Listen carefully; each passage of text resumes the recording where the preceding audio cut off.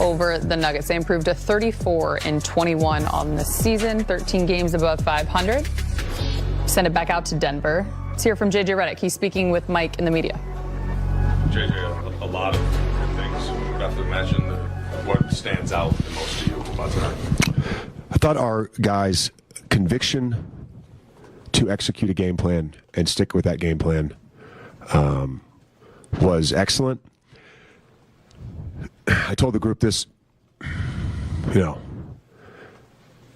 there are certain moments throughout the season that, you just get up for. And, I pretty much haven't slept since we walked off the court in Portland. And, I just spent a lot of time on this game. Our staff spent a lot of time on this game.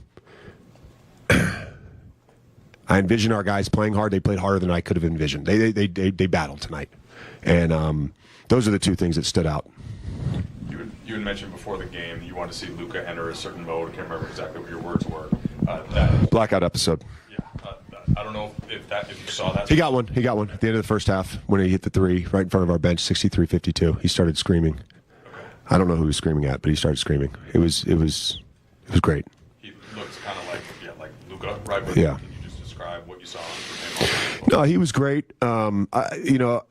He controlled the game when he had the ball in his hands, made some great decisions.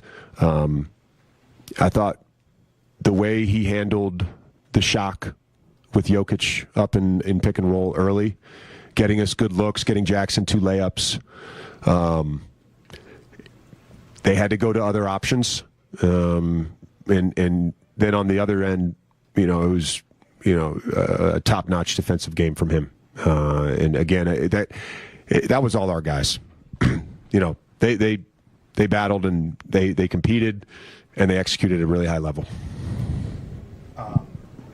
Big part of that game plan was having Rui physically meet Jokic and deny. I think 7 shot attempts. I think for him. Yeah. Is the tied for a season low this year. How good was Rui in that job tonight? And how good team-wise were you with really just making it difficult for them to even get Nikola the ball? Yeah, I mean, again, he leads the NBA in touches. He's going to touch the ball, and we tried to limit his touches as much as possible. Thought Rui was outstanding. He was a warrior tonight, a warrior, and all the guys that had primary turns on him. LeBron at one point, Vando for sure, setting the tone with his physicality.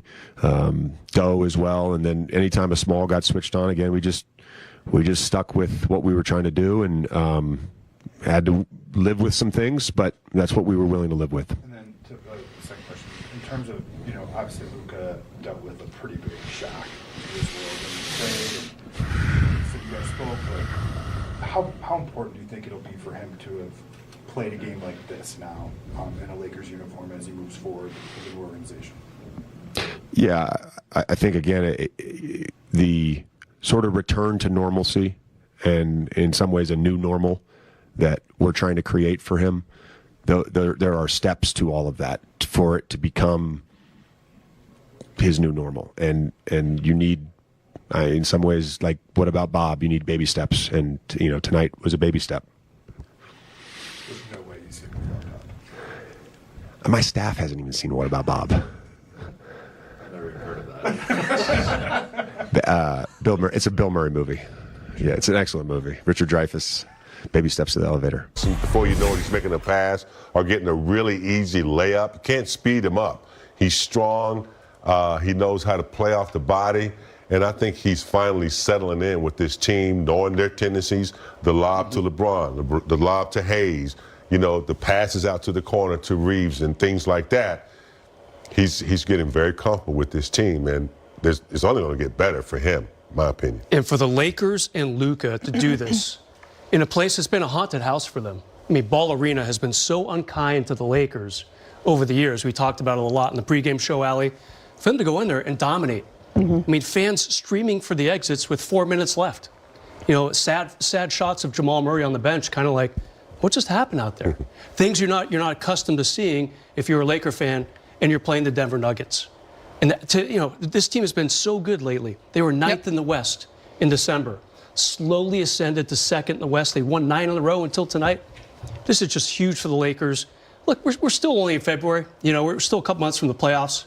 But this is a win they can go back on and say, in case they play them in the playoffs, we absolutely housed them in that February game. And also, one other thing, James, Lakers got a tough schedule coming up. They can go a little bit easier on themselves because they can say we can beat teams like this on the road handily, no matter who we're playing the rest of this month and in March. I do want to touch on something because we talked about it in the pregame. Our guy actually in the game as well, and he was texting with me, and I said it just kind of felt a little different. And then we were having conversations with B More as well.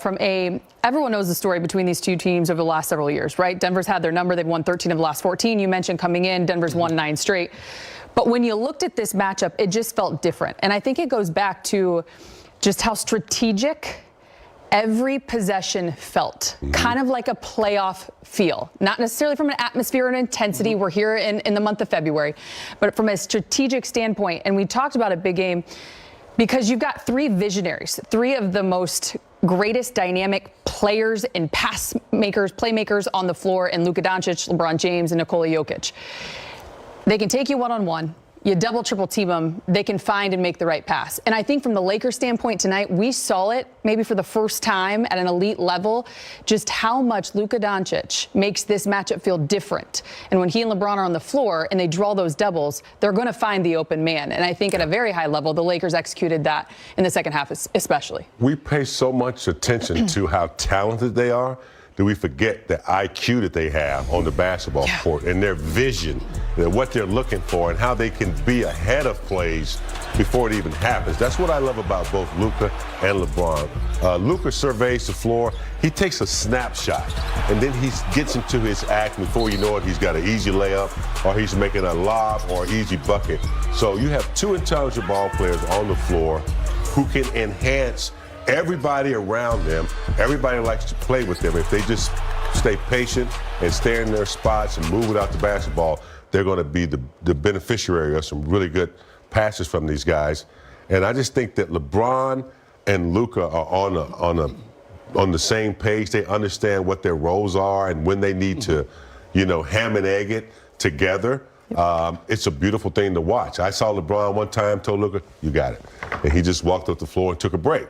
That's a good thing to have. It takes a lot of pressure off LeBron, and with the way the rest of the supporting cast is playing scrappy defense, this is one of the best games I've seen, and a really good team, solid team that I've seen in a long time. I know it's a short sample, but if they move in the right direction consistently, this could be something really special. I mean, the Lakers finished with 27 assists. 19 came from LeBron and Luka. For the game, 55 assists, 29 between Luka, LeBron, and Nikola Jokic. That's crazy. And James ham and egg in it.